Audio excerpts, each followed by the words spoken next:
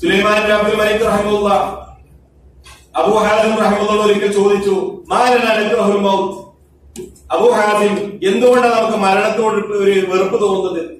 അദ്ദേഹം പറഞ്ഞു, ലിഅന്നകും അമ്മർതുമുദ് ദുനിയ വഖററതുമുൽ ആഖിറ ഫതക്റഹൂന അൻ തഖ്റുജൂ മിനൽ ഉംറാനി ഇലൽ ഖറാബ്. അതാണ് സത്യം. നിങ്ങൾ ദുനിയാവിനെ നിങ്ങൾ ഉഷാറാക്കി, നിങ്ങൾ നല്ല കെട്ടിപ്പടുത്തു, ആഖിറത്തിനെ നിങ്ങൾ നശിപ്പിച്ചു. ഒന്നും അവിടെ നമ്മൾ സമ്പാദിച്ചിട്ടില്ല.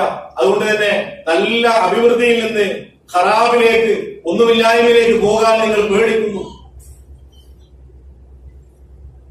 മരണത്തെ ധാരാളമായി ഓർക്കാനും ജീവിതത്തിന്റെ